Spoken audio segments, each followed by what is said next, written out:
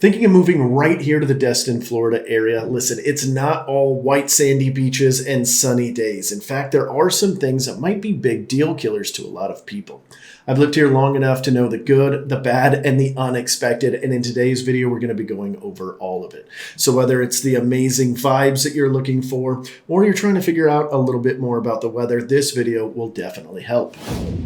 Hey everyone, my name is Andrew with the original Life on the Emerald Coast YouTube channel, where we help people move here to the beautiful Emerald Coast, our own little slice of paradise every single day. In fact, we've helped over 1,300 families just like you move here to this area. So if you are curious and you are learning more about moving to this area, all of our contact information is down below as well as right here on the screen. We'd love to help you too. But for now, let's jump into the content. The biggest tip that I've got for you is one that is hitting home for me so hard right now, and that is the sun is way stronger than you think. Now, I am not currently burnt, but that doesn't mean I'm not hiding sunblock everywhere. I have 3 cans of sunblock in my truck right now, 1 in my other vehicle, 2 here, and 1 at home. Different types. They're not all sprays. They're sprays, they're lotions, what have you. But as you can tell with my pigmented skin and the amazing heavy UV rays, which generally hover in the 8 to 11 plus range here in Florida, means I need sunblock, and I need a lot of it, which means it's everywhere. And I've got a half a can here and a half a bottle here and there. So that is definitely something that if you struggle with the same sort of thing that I do, you might want to do as well. So make sure that you budget for a little bit of sunblock in your life if you're moving down here and you need it. And I know there's some of you out there that go, hey, I sit out in the 8 and the 9 UV all the time with no issue, but you're missing a hidden part of this. If you decide to go anywhere but your backyard and you go near the beach, which is everywhere here, and the water, which is also everywhere, just remember that the sun reflects off both of those things. That nice powder white sand that we have, that's just borderline blinding if you don't have glasses on when you look at it, that's because the sun is just plowing off of that right into your face, right into your skin. So it can be a little bit worse than you're expecting. Now, generally an umbrella or, a long sleeve t-shirt and pants will help. But if you're out there trying to get some sun, just keep that in mind so that you don't get burnt the first time you come out here. So bottom line, for the first thing that I need you guys to know about is if you are a little bit more fair-skinned, you will spend some extra money in sunblock. By the way, if you are even remotely considering moving here to the Emerald Coast, I've got a guide for you that I'm going to pop up right here in a QR code. Take a picture of it with your phone if you're watching on the TV. If you're watching on your phone, you're not going to be able to click that. So we've put the link down below. This will get you to our 38-page guide all about the Emerald Coast. We cover a bunch of different cities and towns, beach cities, and inland as well, so that you can be as informed as possible, and it is 100% free. And the second thing I need you guys to know about before moving down here is tourist season changes everything. When tourist season comes around, our life, it doesn't get turned upside down, but it definitely gets pushed. It gets nudged just a little bit. Traffic patterns change. Highway 98, the main road that goes from east to west, west to east, depending on which side you're going, all through Pensacola to Panama City, and every road in between gets a little bit more busy.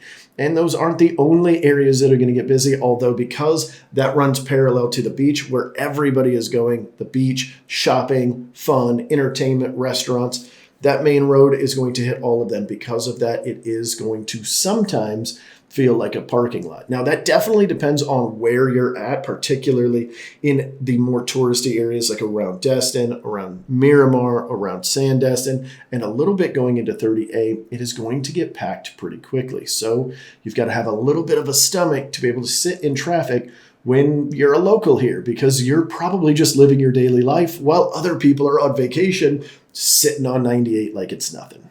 But at the end of the day, what does this really do? It doubles drive time for the most part. Every once in a while, you're going to get caught in an accident or something that happened, and it is going to be a lot longer. One time, it took me almost 2 hours to go 8.5 miles because there was a bad accident and there was no other way to go. Nobody could escape and take a back road route. It just happened in a really bad spot. But I have lived here since 2006, something like that. So it's been almost 20 years, and I can count on one hand the amount of times that has happened to me. So it's definitely a rarity. But what's not a rarity is doubling drive time. A standard 20-minute drive can easily turn into 40 minutes. So you do have to plan that. If you're already one of those people that are habitually late to everything, like just everything, you're going to be even later if you don't learn to adapt. By the way, if you're one of those people that are habitually late to everything, you're the rude friend, okay? Just letting you know. As an early arriver all the time, you're the rude friend. But we still love you. It's fine. And during tourist season, that's not the only thing that's going to get a little bit heavier. Your grocery store times are also going to get a little bit heavier. When people come in, they're generally coming in for 5 days to 2 weeks, somewhere in that time frame. And the first thing they're doing is hitting up Publix or hitting up Walmart or hitting up whatever shopping center, grocery store that is around. So it causes a lot of extra wait time, especially if you're doing this during transitionary times.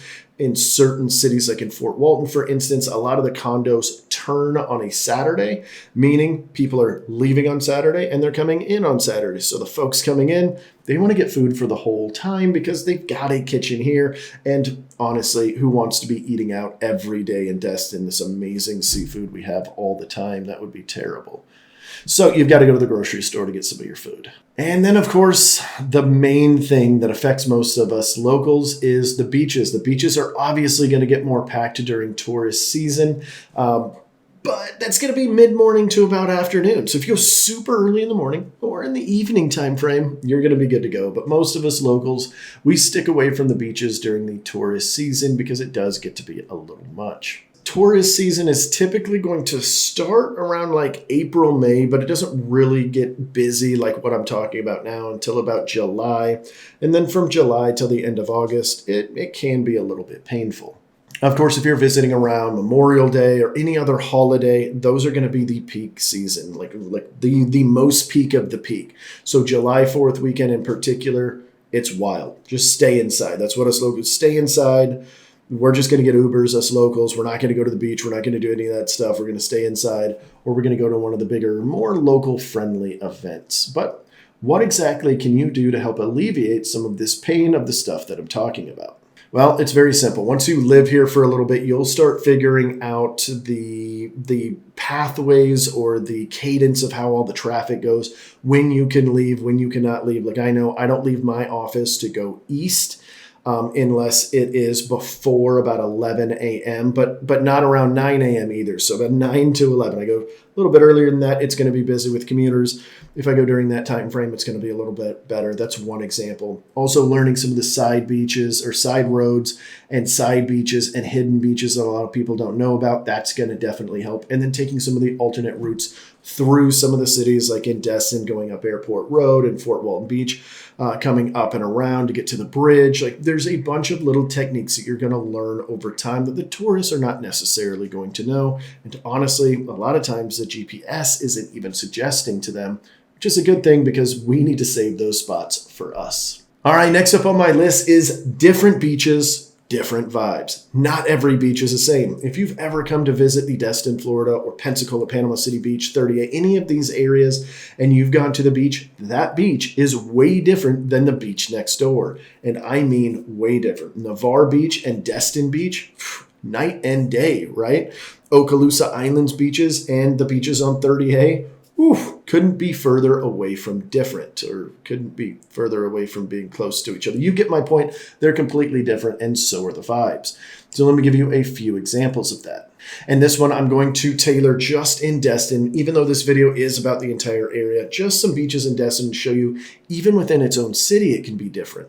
So let's start with Henderson Beach State Park. This is going to be a little bit more pristine, a little bit more quiet, less packed, minimal crowds, lots and lots of parking. It's a little bit off the beaten path. Most people know where Henderson Beach State Park is, but not a lot of people are going there because it's got this great tree cover that you're not seeing it every day when you're driving. So it's kind of out of sight, out of mind. That's a whole different vibe than Crystal Beach or the East Pass. The East Pass, for instance, is going to be great for fishing and boating and watching all the boating not boating itself, but watching the boating activity come in and out. The pass is that area that goes from the Gulf of Mexico, the actual ocean, sort of, into the harbor and then into the bay, right? So right there by the bridge, and it's just going to be a lot more busy. That quiet, pristine that you see at Henderson Beach State Park, it's not going to be here in East Pass. And then we take something like Crystal Beach, where you've got quiet cottages sitting around. It's got more of a family vibe to it. That is also going to look completely different than these other two. And that's in the same city. You start going from Destin beaches to different beaches on each side in the different towns along our beautiful Emerald Coast. And they change dramatically. Navarre, way more calm. The east side of Navarre, way different vibe than the west side. You start taking that scenic route all the way to Fort Pickens, and you have a bunch of beach spots that nobody's at. If you want to go to the beach and feel like you can't see anybody for miles, that's the way to go. But you're not getting that in Destin, and you're definitely not getting that in 38 or Panama City Beach, or heck, even Pensacola Beach. So each one of these are a little bit different. But then you've got the flip side of that script, where like Pensacola Beach has all the stuff. There's so much on that boardwalk to do that, like, you get done with the beach, you can go, and you've got tons and tons of restaurants to choose from. Whereas in Destin, you have that, but you're going to have to jump in your vehicle to do it. But at Pensacola Beach, you can just go and take a trek, or maybe even take your little, motorcycle bike. I don't know why I did this for like a pedal bike. I was meeting a pedal bike, but take your pedal bike out there and go to whatever restaurants or grab a drink at one of your favorite spots down there. The entire point with this is different vibes on different beaches. So this is why it's so important when you guys are watching our videos, which, by the way, thank you for that, especially if you're a returning subscriber. We really appreciate you. But that's why we're always telling you the vibe is so important, and why one of the first questions that we're going to ask you when you're calling us is, what's the sort of lifestyle you have, or what's the sort of lifestyle you would like to have? Because we need to pair your personality with the right area, because it changes so dramatically much in this area. All right, I think I beat that one up. Let's talk about weather extremes, because that is something you're going to have to deal with here in this part of Florida. Now, we don't get the insane heat that South Florida does, and we get good mild winters, but that also means our winters are not as mild as South Florida, but they're still pretty mild in general. So one of the first things that you'll notice with this weather pattern is the humidity, especially during the summer months. It is humid. You ever walk into a steam room? That's it every time you walk out of your house, except without the steam. And it's not that dramatic, but it is pretty close. You step out, you just got all showered, you step out into the sun, and you're like, gosh, I could use a shower again. I heard a creator the other day talk about he's on two-a-days right now, and he was talking about swapping out his underwear. And I think that's so funny, but he's not inaccurate. That is how it kind of feels with the humidity out here. Then, of course, here in the summertime, we've got afternoon thunderstorms. They're not a daily occurrence. They're pretty close, and they don't happen all the time, but they are intense when it happens. In fact, right before I shot here, we it was coming down. I was about to go for a little walk before I shot, and it was I'm like, I'm just going to wait. And it's already gone. By the time I set up the camera equipment and started, everything was good. And then lastly, one that I don't think we've even talked about on this channel, and we probably should talk about more, is the salt in the air. It corrodes stuff, and it causes some different things that you might not notice or you might not have seen in other areas. For instance, fogged windows.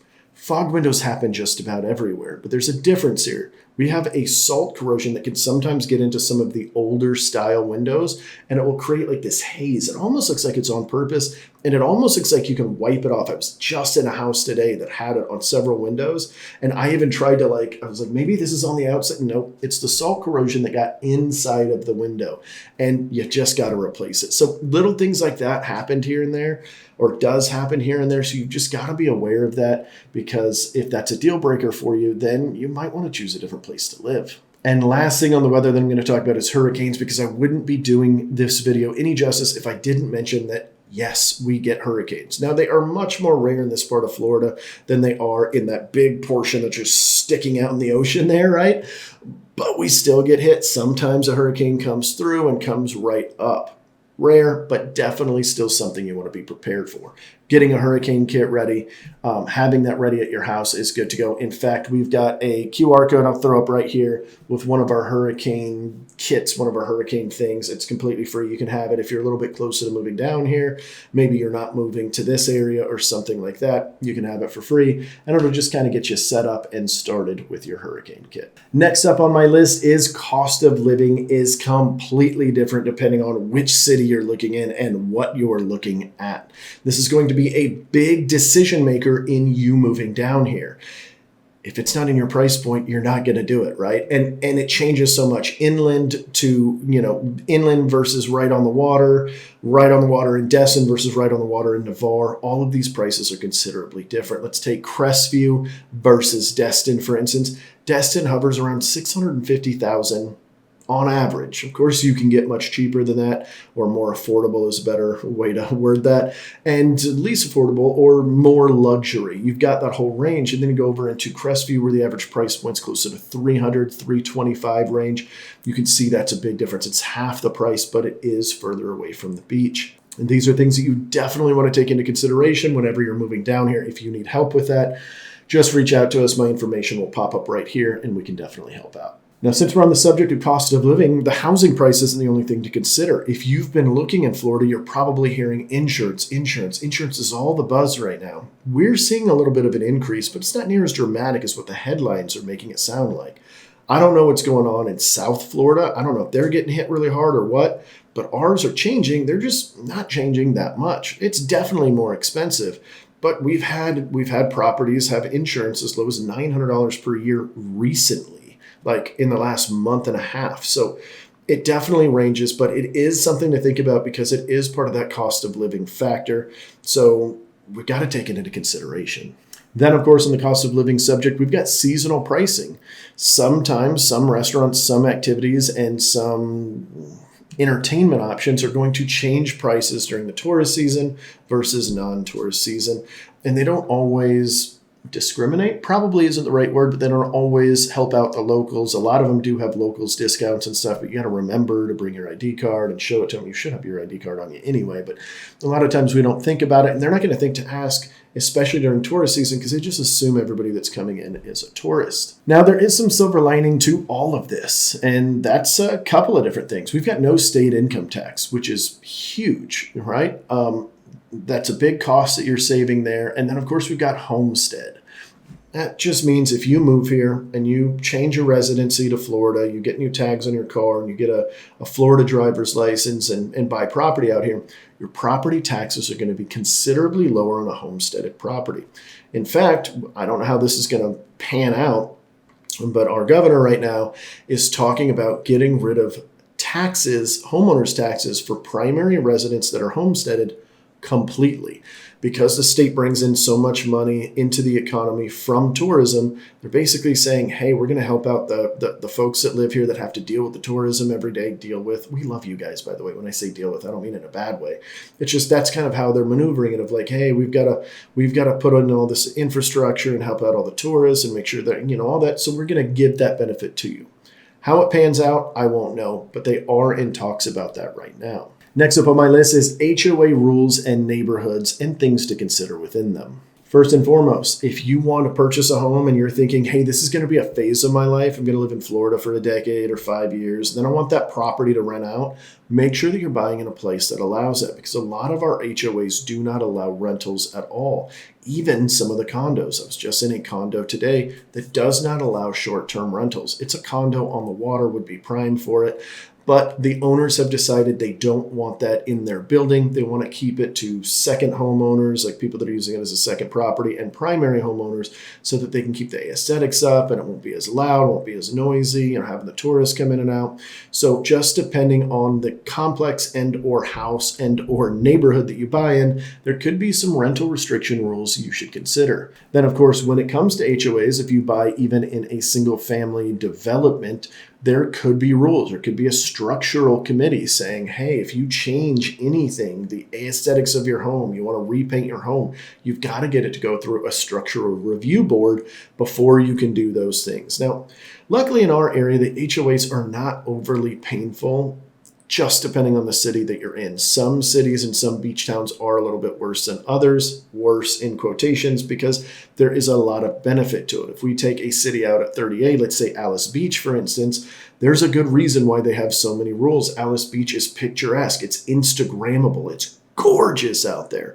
But it stays that way because they force everybody to maintain standards, to maintain a certain color scheme on the buildings, a certain color scheme on the roof, and providing something for the community whenever they build in there. Like, there's all these cool little things that have to happen, but those are all restrictions that some people that don't like HOAs might not like.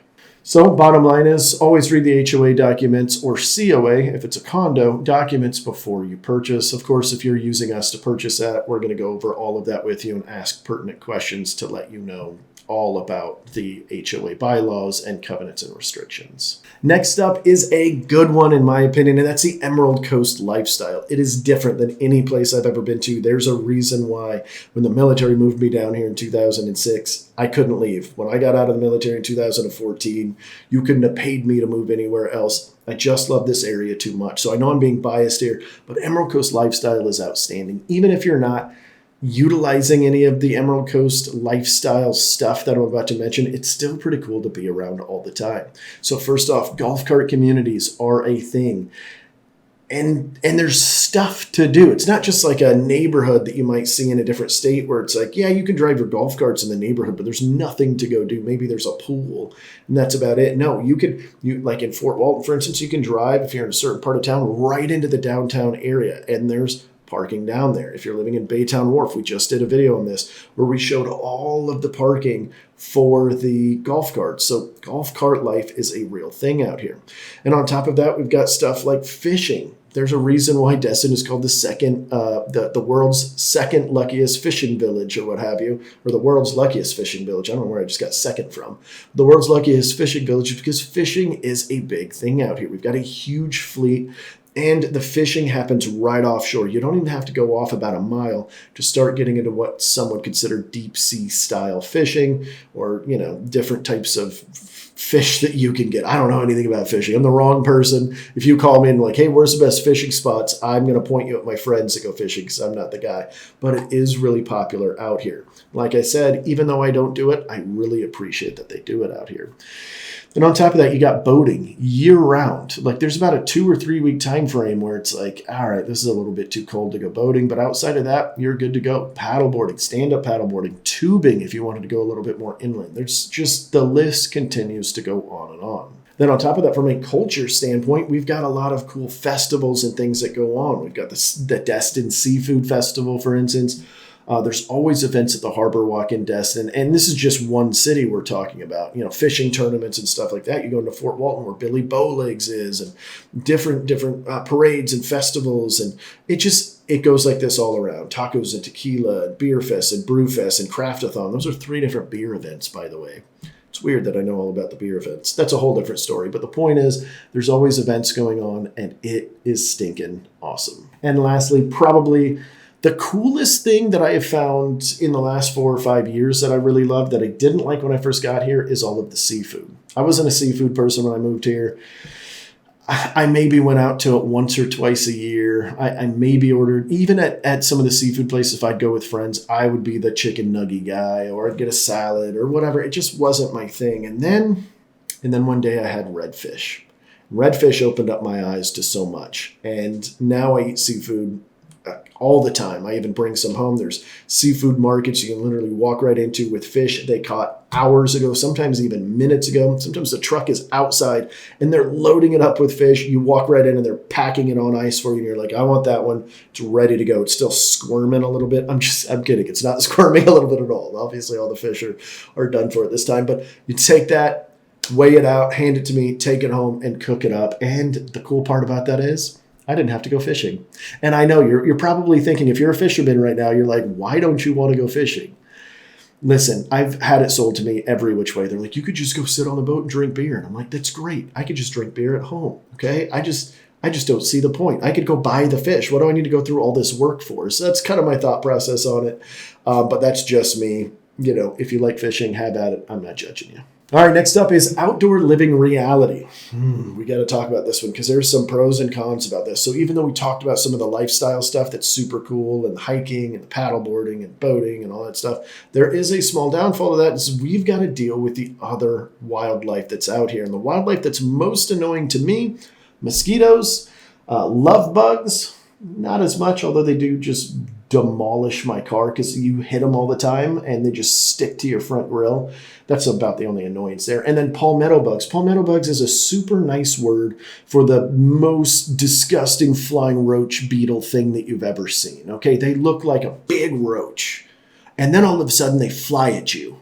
It is insane, okay? As you can tell, I don't like them. It's not my thing. If I see one near my home, I call my pest people. And that's an extra cost that I have to incur because I live here and I don't like pests. I call them, I'm like, okay, I saw a palmetto bug. And they come over here and they spray all the crevices for me and I don't see it again for about a year. But about once a year, I've got to call these folks and let them know because I just don't like them. And then the mosquitoes. Now, I just recently started spraying mosquitoes. I've got a creek that runs behind my house, waterfront property, no big deal. Kidding, it's just a little tiny creek. But because it's a creek, it's got a lot of mosquitoes. And I was getting eaten up. And I used to use these Spartans that you would get off of Amazon. They're like a little tube. You just put water in them, stick them on. And they were great for 4 years. Well, apparently they got a little immunity to them because they started getting eaten up this year. And so I was talking to my pest guy about it. He's like, oh, we'll spray it. They get used to that stuff. And I was like, I didn't know that. Like, these mosquitoes are getting stronger. They're getting stronger. I got no mosquitoes for 4 years. And all of a sudden they were like, I don't care. I'm coming in.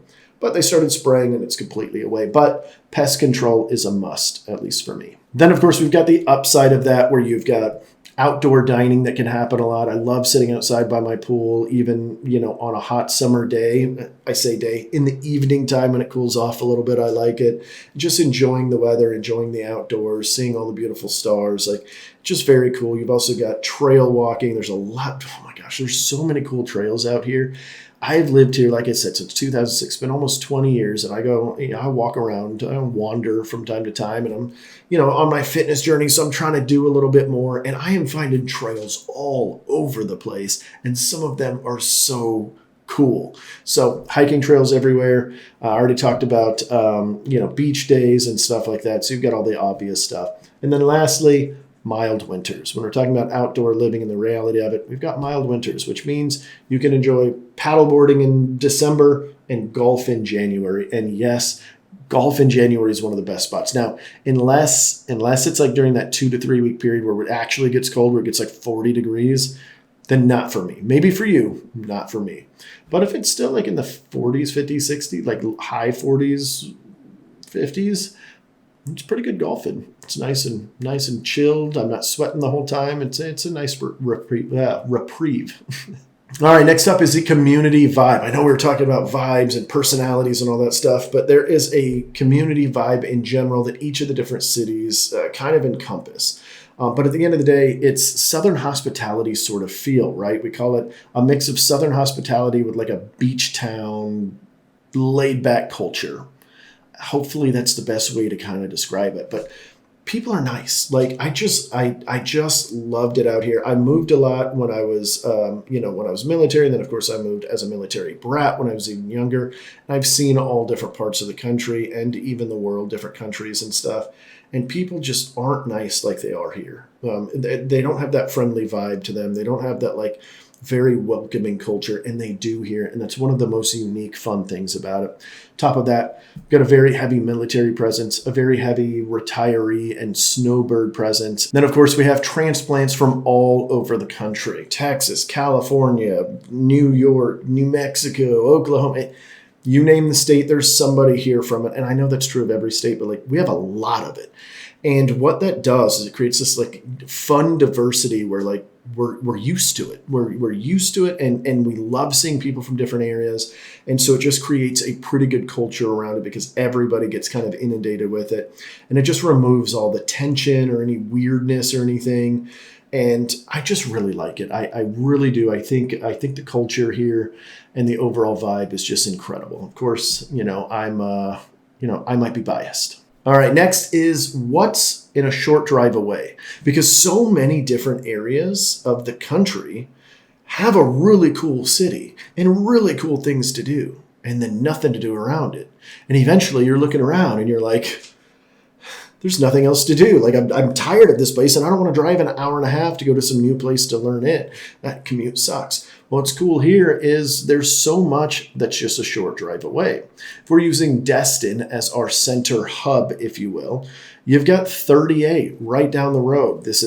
It's an upscale version of beach life. It's walkable beach towns with a ton of stuff to do and bikes everywhere and golf cart communities and boutique dining and boutique shopping and all of that. And that's just 30 minutes, 40 minutes up the road. Then we've got Miramar Beach, next door neighbor, kind of next door, technically Sandestin's in between, but Miramar Beach, Sandestin, this is a resort town, luxury resorts, golf courses, premium outlets. It's just a very cool vibe. You got Fort Walton Beach. It's right next to Destin, for instance, where it's, the pricing of everything's a little bit cheaper, a little bit more affordable again. And then you go into, just everything, right? Pensacola, an hour away. Of course, depending on where you're at in the Panhandle, you go Panama City Beach, about 40 minutes away. And then even from there, you've got like Biloxi a couple hours away. You've got Atlanta 4 hours away. You've got Disney about 6.5 hours away, which I've got to make that drive next month. And I'm not looking forward to it. Actually, I'm probably going to drive. Anyway, point of it is you've got all of this stuff. You got springs nearby. There's so much stuff in driving distance. And what's so cool is because our personalities are so different in each of these cities, if you're living in Fort Walton and you want to experience something completely different, go to any city around you and the vibe will be completely different. So if you're not feeling it where you're at, or you've seen everything there and you want to go, or you're in a laid back town like Navarre, but then you want nightlife, but like the Navarre nightlife, it's there, but it's not as prevalent. You just drive on into Destin, or preferably Uber into Destin if it's a nightlife thing, unless you're not drinking or whatever. You do you. I'm not trying to preach to you, but be safe out there. All right, so at the end of the day, is Destin, Florida right for you? For some people, this is going to be paradise. It's going to be everything that they wanted. And for others, they're going to want something a little more laid back outside of the tourism. The cool thing is we have it. So if you've got a deal breaker in one city, you might have a deal maker in another city. We've just got to match that city to your personality. As I mentioned before, if you are thinking of making a move, my team and I are ready to help, ready to serve you as much as possible. My information will pop up on the screen. Give me a call, text, email, video message, however you want to get a hold of me. You can get a hold of me from right there. And we will definitely help make your next move a reality and get you to this amazing dream spot. As always, if you guys have any questions, throw them in the comments down below. I'm answering every single. That's actually me answering. It's not one of my assistants or anything. It's me. I like going there and chatting with you guys about everything. So feel free to ask away and reach out to us if you have any questions. I'll see you guys next week. Same time, same place, same channel. See ya.